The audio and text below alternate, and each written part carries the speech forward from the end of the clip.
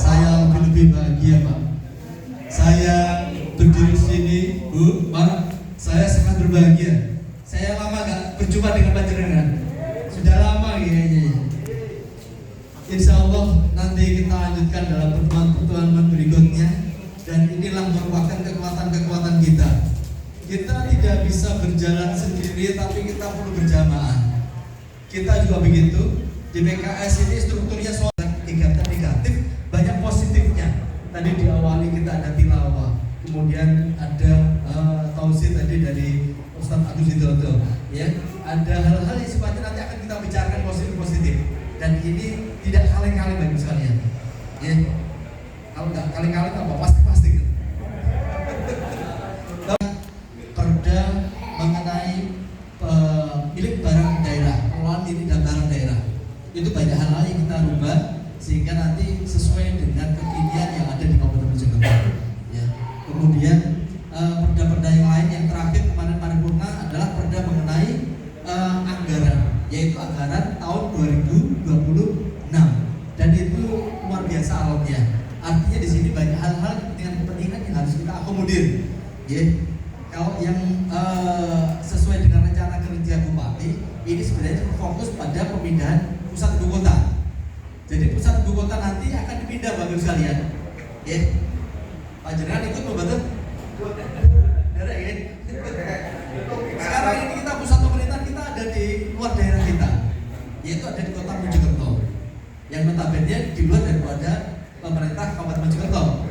Ya, ini sudah mulai ada upaya. Ya, kita ada penyelesaian perda lagi untuk pemindahan ibu kota. Jadi insya Allah nanti akan dipindah ke Mojosari. Perumahan, ya, siap-siap. Ini merupakan program pemerintah daerah yang harus kita sukseskan karena sudah 4, ya, sudah dilakukan beberapa kali.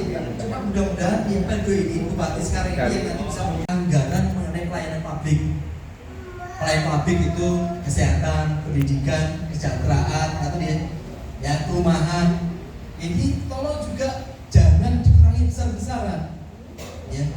Alhamdulillah akhirnya banyak yang ditetapkan, artinya tidak terlalu banyak dikurangi karena kita sepakat UHC di Kabupaten Mojokerto, unit pelayanan ya, pusat pelayanan Mojokerto kesehatan ini kita mengarah ke 80% terlayani semuanya.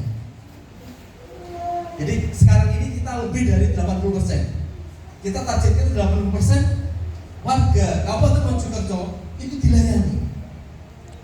Kita mengarah sana sehingga yang tadinya anggaran hanya 16 miliar, ya, belasan miliar, kita nanti sekarang ini nanti dari tahun 2026 itu antara 60 sampai 70 miliar.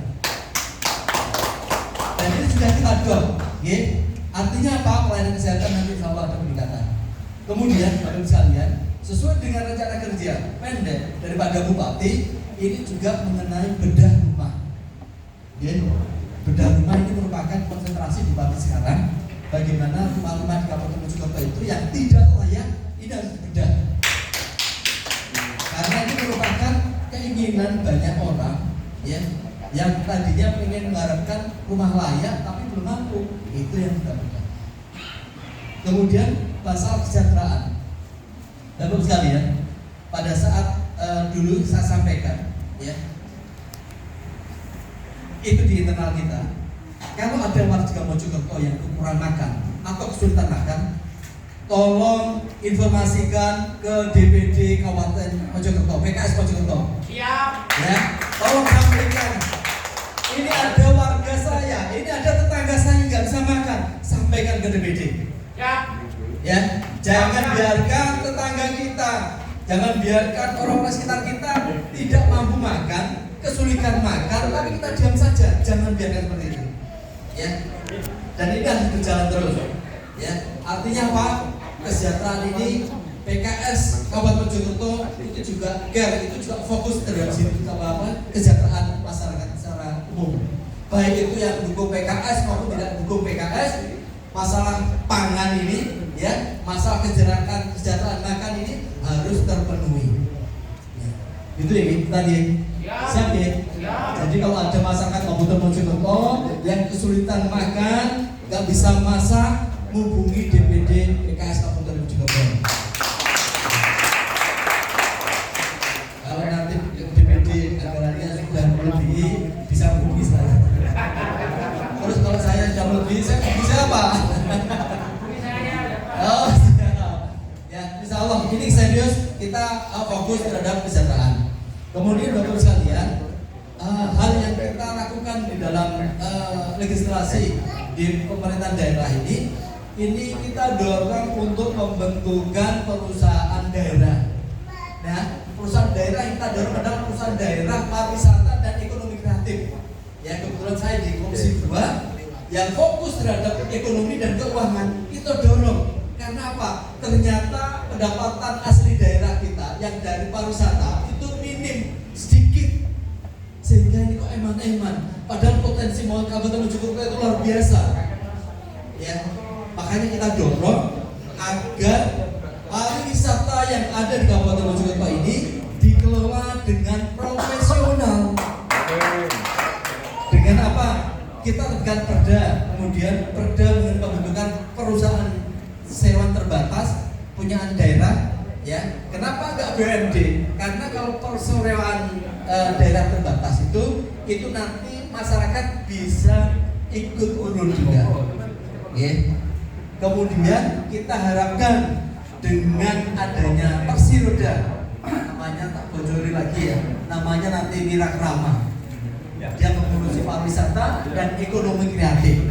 Kalau wisata kita itu terdampak bagus, insya Allah ekonomi juga terdampak. Ekonomi kreatif kita tumbuhkan dengan melalui apa? Dengan melalui ekosistem ekonomi kreatif kita tumbuhkan. Nah, pelakunya siapa? Pelakunya bisa penjahit, bisa penyanyi, bisa pengrajin, bisa pemahat, ya, macam-macam pelaku ekonomi kreatif atau pelaku ekonomi di dalam hal wisata desa. Bapak sekalian, kemarin saya menghadiri atau menyambut travel dari Jawa Tengah dan Jogja, ya, untuk mau memperkenalkan ke mereka. Mereka bawa tamu-tamu ke sini, ya. Kemarin kita tempatkan di penginapan di Becireng, kemudian ada juga yang di Trawulan, ya. Kita sambut mereka kasih masukan banyak. Dan itu berkesinambungan dengan rencana kita, yaitu pembentukan perusahaan untuk mengelola wisata. Nah, itu biar artinya apa? Kita persiapan mengelola yang lebih bagus lagi. Ada tamu-tamu yang sudah siap datang ke kita. Kita siapkan ekonomi kreatifnya supaya apa? Dampaknya itu juga terwujud dengan asas perekonomian rakyat. Ya. Ini perlu kita dorong terus, ya. Dan alhamdulillah ini kemarin dari Dinas Pariwisata minta anggaran lagi, langsung saya minta ke Pak Sek wisata tolong diberikan lagi anggarannya. Untuk apa? Untuk membuat yang namanya FS, ya, DD Grand Design, bagaimana menggarap perusahaan daerah wisata dan juga ekonomi kreatif. Bapak sekalian, dulu sebelum ada pergantian Bapak Kepala Dinas Pariwisata, dulu sudah mulai jalan. Kita yang panjenengan pirsa PPST di Trawulan, ya, itu dulu dikuasakan ke Dinas Perindustrian dan Perdagangan sampai sekarang. Tapi dulu itu sudah kita minta kepada Bapak Bupati agar itu diserah terimakan, dialihfungsikan Dinas Pariwisata, agar itu nanti dibuat pusat wisata Trawulan atau pusat wisata Mojopahit di sana. Kita harapkan di sana yang kita memiliki wisata ekologi, wisata budaya, wisata buatan, wisata alam, ini akan terakomodir kepentingan semuanya. Saya itu kreatif. Kalau saya dari Jogja, banyak rombongan itu dengan para bule-bule, ya, bukan bule karate, bukan, ya, bule-bule wisatawan. Mereka, ya, satu gerbong dengan saya, cuma saya nggak bisa berbicara dengan mereka. Mereka kayaknya pengen berbicara dengan saya, cuma saya mungkin pas sibuk jadi tidak bisa melatih mereka bicara. Asli ini bukan saya. Saya perhatikan Bapak sekalian, 2 gerbong itu penuh, ya. mereka hanya turun di kota Mojokerto, di sana sudah dijemput bis, diangkut lagi ke Bromo, sehingga nggak sempat dan nggak mau jalan-jalan di Mojokerto. Karena apa? Tidak ada yang menarik. Padahal kita punya potensi besar. Nah, insya Allah mungkin tahun depan terrealisasi pembentukan perusahaan daerah mengenai wisata dan ekonomi kreatif, sehingga bisa mengelola wisata dengan lebih baik lagi. Yang berbahagia, kemudian yang tidak kalah pentingnya, kalau saya di bidang ekonomi dan keuangan di Komisi 2, kemarin saya mengantar dari desa Kemasan Tani, Bundang nih. Kemasan Tani itu merupakan desa sentral untuk pangan, jadi PSN mengenai ketahanan pangan, dan di sana fokusnya penanaman singkong. Nah, sekarang bingung. Saat ini mulai harus ada di panen semuanya, tapi kalau dipanen nanti harganya rendah.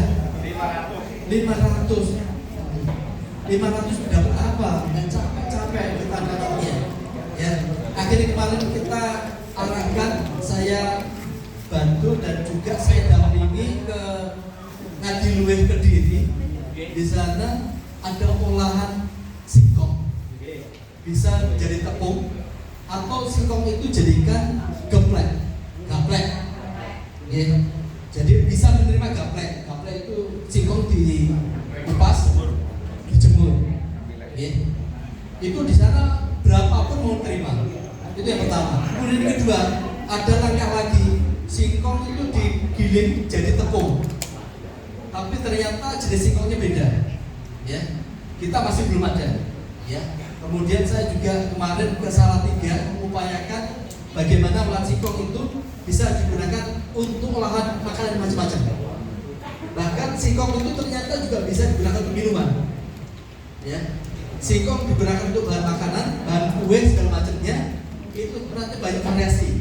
Alhamdulillah sudah ada channel, tinggal nanti kita lanjutkan mengenai studi tirunya.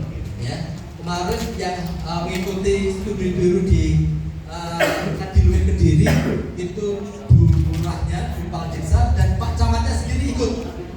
Pak Imam serta ikut, monggo. Nah, inilah bentuk kita, advokasi kita terhadap pemberdayaan ekonomi masyarakat kita. Ya. Dan insya Allah ini Bu Kepala Desa sudah melakukan perjanjian kerjasama dengan Universitas Mejen Sungkono yang insya Allah akan memberikan mesin untuk pengolahan singkong. Ya. Nah, di sana di desa Kemasan Tani ini, ya, mudah-mudahan dengan adanya program fokus penanaman singkong itu akan menambah ekonomi rakyatnya sehingga masyarakatnya sejahtera. Mungkin itu Bapak Ibu sekalian yang saya sampaikan, ini sebenarnya ada beberapa hal yang perlu saya sampaikan lagi, tapi kita simpan dulu. Nanti kita ketemu lagi, nanti akan saya sampaikan panjenengan. Kalau tidak, nanti kalau panjenengan mau tanya, ya, panjenengan bisa telepon maupun WA ke saya. Ya. Karena waktunya kita yang terbatas, ya langsung saja sharing, tanya jawab. Ya, mengatur ya. Betul nomor ya. Ada nomor pulau panjenengan wonten enggak ada nomor pos tuh ya? Ada ya? Kalau kita telepon lagi. Terima kasih. Assalamualaikum warahmatullahi wabarakatuh. Selanjutnya yaitu serap aspirasi, tanya jawab, diskusi atau masukan. Untuk itu kami persilakan kepada panjenengan barangkali ingin memberikan masukan atau aspirasi, harapan, kami persilakan. Monggo, Haji. Ya, terima kasih. Ini masukan dan ini sudah merupakan satu prioritas. Jadi begini, di tahun 2020 ini pemerintah daerah itu punya piutang besar. Salah satu piutang itu pajak PBB. Ya, ini juga merupakan concern kita bagaimana supaya piutang-piutang itu nanti bisa digunakan